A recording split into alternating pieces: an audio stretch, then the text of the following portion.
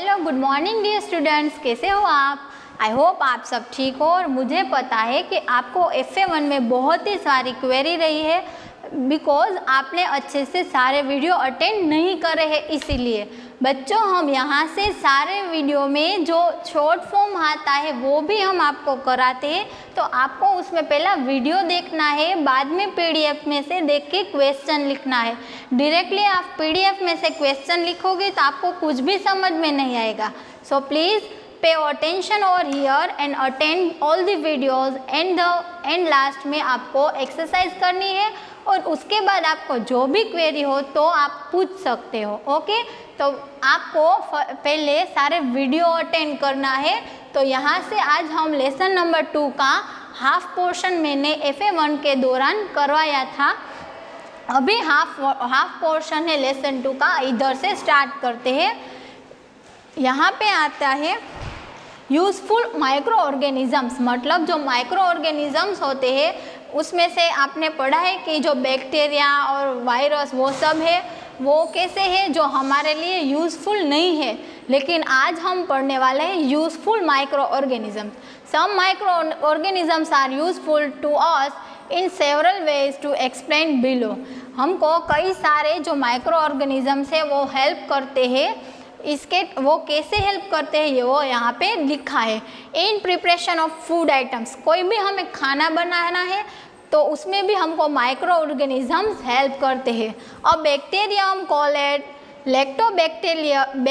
Lactobacillus is useful in the making curd from the milk. जो हमने milk है उसमें से जो कर्ड बनाने का प्रोसेस है वो बैक्टीरिया करते हैं और वो बैक्टीरिया को हम लैक्टोबैसिलस बोलते हैं जो हमारे खाने में हेल्पफुल है। मिल्क कंटेन्स लैक्टोज मतलब milk sugar. Curd contains the bacterium lactobacillus that help to convert lactose in the milk to lactic acid. जो मिल्क शुगर है वो और जो मिल्क में जो कर्ड होता है उसमें रहता है लैक्टोबैसिलस बैक्टीरिया, वो दोनों मिलकर जो मिल्क होता है उसमें लैक्टिक एसिड क्रिएट करते हैं और उसकी वजह से in this way curd is form from milk. અને આવી રીતે दूधમાંથી શું બને છે? दही। ये प्रोसेस है यहाँ पे लेंदी लिखी है, ये उसका एक फॉर्मूला है, उसमें लिखा है, ये दोनों आप रीड कर लेना। Milk plus spoonful of curd in a bowl in which कौन सी प्रोसेस होती है? एक्शन ऑफ लैक्टोबैसिलस, और उसके एंड में क्या बनता है? कर्ड। नेक्स्ट है cheese and paneer are made by using lactobacillus और स्ट्रेप्टोकस और लैक्टोबैसिलस की वजह से चीज़ एंड पनीर बनता है। Yeast and fungus is use to make bread, cakes, idlis etcetera. Bread, cake और इडली बनाने में कौन हेल्प करता है? यीस्ट एंड फंग्स होती है वो। To make bread yeast is added to a mixture of a flour, sugar and warm water and is need to make a soft dough। Need मतलब मसलना। जब हम डो बनाते हैं ब्रेड का तो उसके लिए क्या ज़रूरी है? यीस्ट डालनी है, फ्लोर डालना है, शुगर एंड गर्म पानी डालना है। The dough is left undisturb for 2 to 3 hours and then the dough rises due to the release of the gas carbon dioxide by the respiratory of yeast cells. जो yeast के cell होता है वो क्या करते हैं? जो हमने 2-3 घंटे वो डो है उसे साइड में रख दिया है तो वो क्या करता है कि उसका साइज इंक्रीज होता है और वो कौन वर्क करता है? यीस्ट करता है, और वो वर्क करती है उसमें से कार्बन डाइऑक्साइड निकलता है। फिर commercial use of micro organisms. Micro organisms का और दूसरा क्या वर्क है? Micro organisms are use in the large scale production of the some substances. कई सारी चीज़ बनाने के लिए माइक्रो ऑर्गेनिजम्स है वो ज़रूरी है। Some commercial use of different micro organisms are as follow. Yeast is use in the commercial product of wine and beer. जो यीस्ट होती है उसका काम वो हमको खाने में तो ज़रूरी है लेकिन उसका बिजनेस करने में भी ज़रूरी है। वो इसलिए क्योंकि उसमें से वाइन और बियर बनता है जो लोग बेच के पैसे कमाते हैं। तो ये एक कॉमर्शियल यूज़ हुआ माइक्रो ऑर्गेनिजम्स का। Yeast is grown on the natural sugars present in the grains of barley, wheat, rice, crusted fruit juice, etc. वो yeast होती है वो कहाँ पे देखने को मिलती है? barley, grain of barley, wheat, rice and crush fruit, मतलब कि फ्रूट जूस होता है फ्रूट का, वहाँ पे हर जगह पे क्या देखने को मिलती है? Yeast. They convert sugar into the alcohol, और वो क्या करती है कि जो मीठापन होता है वो कैचअप कर लेती है और उसको अल्कोहल में कन्वर्ट करती है। The process of breaking down of the sugar into a alcohol by the action of microbes is called fermentation. Fermentation इसे बोलते हैं कि जो शुगर होती है वो उसकी जगह पे अल्कोहल बनता है, वो प्रोसेस को फर्मेंटेशन बोलते हैं। अभी उसके नीचे है some bacterias help in the ripening of tea leaves which gives tea its characteristic flavour. देखो टी होती है उसकी लीव्स के ऊपर जो बैक्टीरिया होता है वो क्या करता है, जो टी लीव्स होती है उसे क्रिएट करने में हेल्प करता है। Yeast is an important source of the vitamin B complex. Vitamin B होते हैं वो बहुत ही complex. Yeast is an important source of vitamin B complex. जो विटामिन बी है वो इजीली अवेलेबल नहीं होता है तो वो यीस्ट में से हमको मिलता है। The fermentation properly of some fungi is use in manufacturing citric acid, oxalic acid etcetera.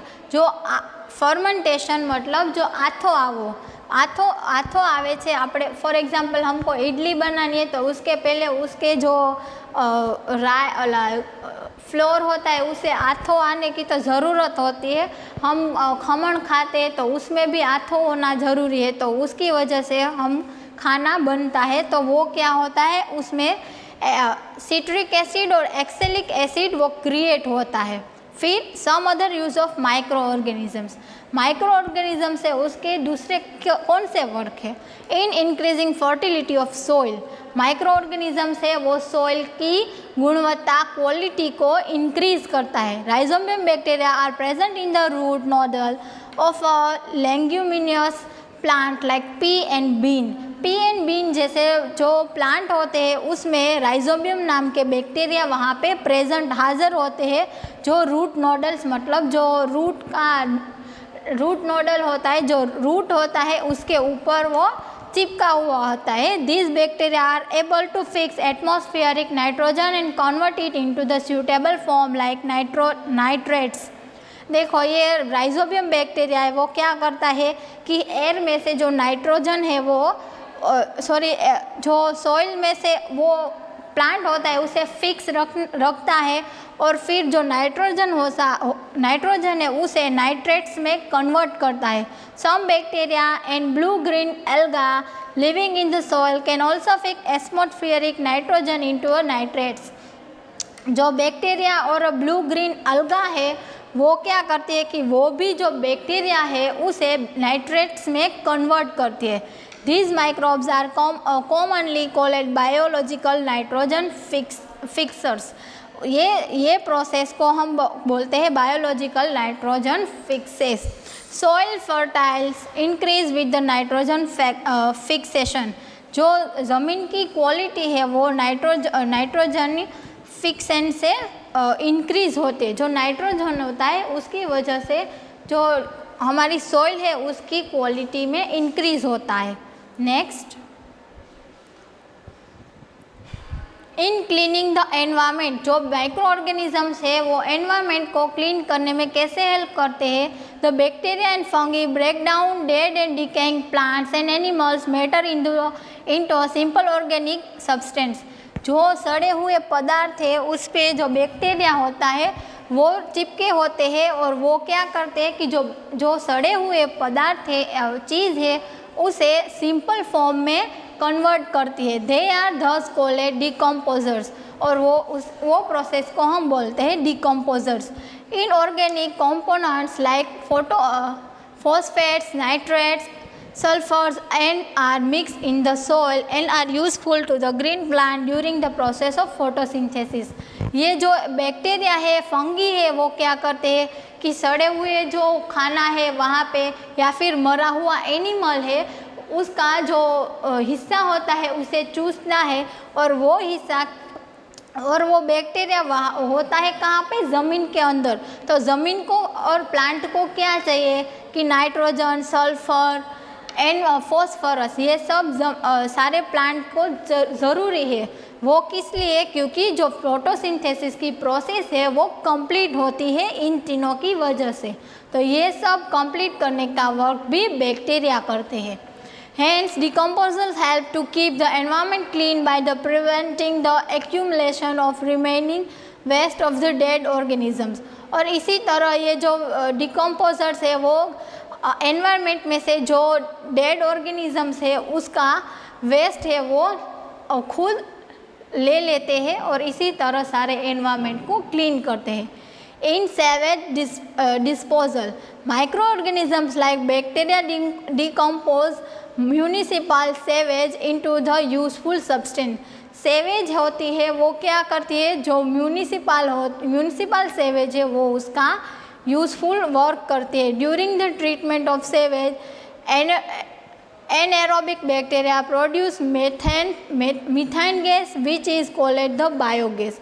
जो हमने जो सेवेज है उसका वर्क क्या है कि वो कलेक्ट करके उसमें से मीथेन गैस बनता है। मीथेन गैस किस में होता है, जो हम घर पे खाना बनाता है जो गैस का सिलेंडर होता है उसमें मीथेन गैस होता है, और वो प्रोसेस बनती है वो उसे बोलते हैं बायोगैस, और इसी तरह बायोगैस प्रोड्यूस होता है। In industries, bacteria are useful in the leather industry for the tanning the skin of the animal, making the leather soft and flexible। जो बैक्टीरिया इसका इस्तेमाल इंडस्ट्री में ज़्यादातर लेदर इंडस्ट्री में होता है, जहाँ पे चमड़े की चीज़ें बनाते हैं वहाँ पे, क्योंकि वो क्या करते हैं कि जो स्किन होती है एनिमल की उसे स्मूथ एंड सॉफ्ट बनाने का वर्क करती है। Bacteria are used in the jute industry for the separation of the jute fiber from the stem by destroying the stem tissue। This is called the ratting। Rating इसे बोलते हैं कि जो bacteria होता है जूट इंडस्ट्री में वो क्या करता है कि जो रेसा होता है उसे खींच के निकालता है, और इसी तरह रेटिंग की प्रोसेस कंप्लीट होती है।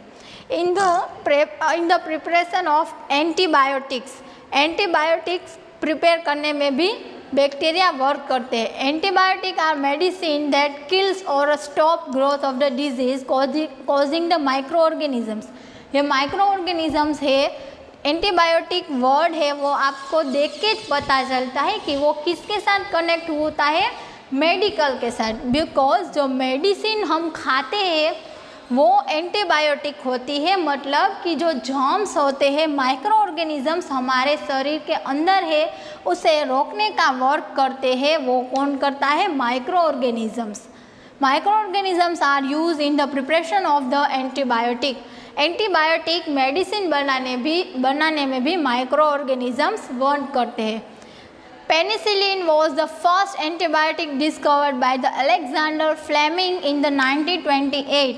ये इम्पॉर्टेंट है, आपको हाईलाइट करना है बच्चों। ये मैं पूछ सकती हूँ आपको FA2 में। जो फर्स्ट मेडिसिन थी एंटीबायोटिक वो किसने बनाई थी, तो अलेक्जेंडर फ्लेमिंग। कौन से ईयर में, 1928 में, और वो मेडिसिन थी उसका नाम क्या था, penicillin. Okay, it was prepared from the fungus called penicillium notatum. जो पेनिसिलियन नोटेटम है उसमें से जो एक फंग का नाम है, फंगस का नाम है, उसमें से बनाया है।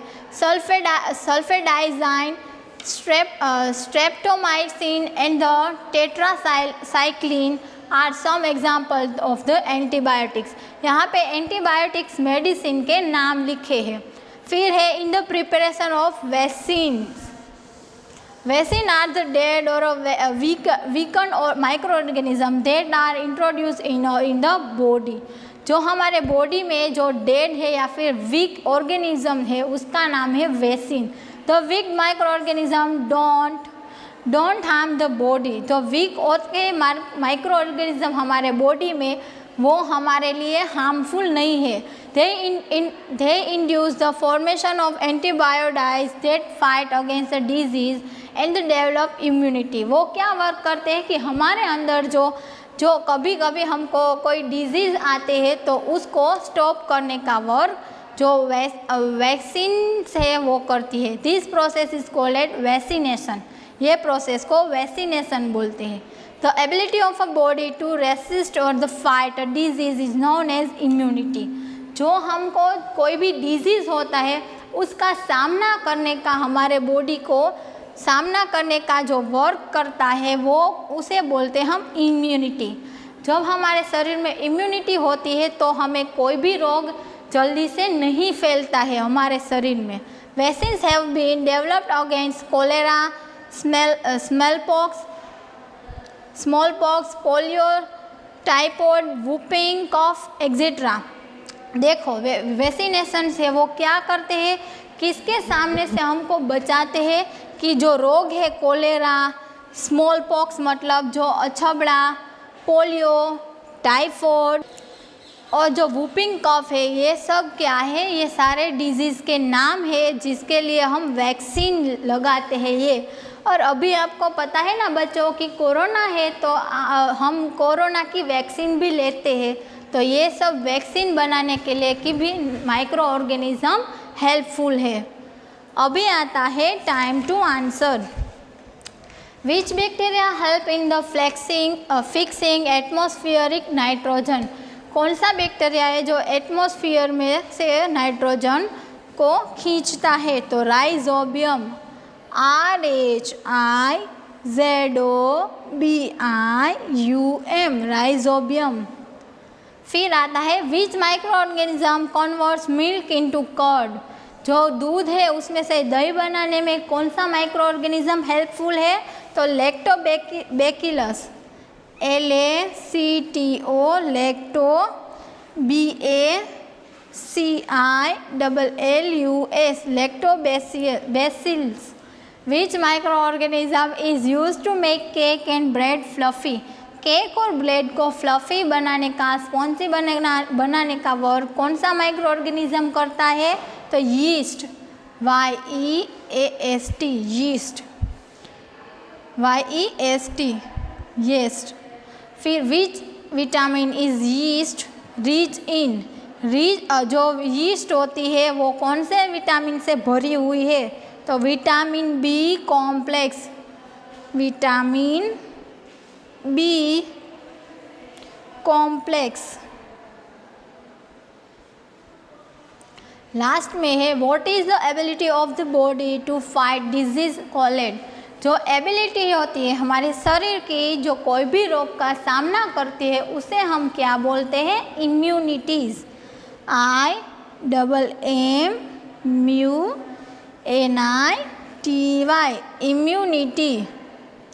ओके बच्चों, तो आज हम हमारा लेसन इधर तक रखते हैं और आपको FA2 में कोई भी क्वेरी ना हो इसीलिए मैं एक रिक्वेस्ट करती हूँ, पहले आप हमारे सबके सारे सब्जेक्ट के आप वीडियो देखो, फिर एक्सरसाइज करो। उसमें जो हमने करवाया है सारे येलो कलर के और ब्लू कलर के, वाइट कलर के जो बॉक्स है time to answer, right wrong, वो सब आते हैं इन बिटवीन द लेसन, वो सब भी आपको ध्यान से देखना है। वो हम यहाँ से कराते हैं ताकि आपको FA2 में नेक्स्ट टाइम कोई भी क्वेरी ना हो। ओके बच्चों, तो आपको होमवर्क में ये टाइम टू आंसर है वो 2 टाइम्स अपनी एक्स्ट्रा बुक में लिखना है। Take care, have a nice day.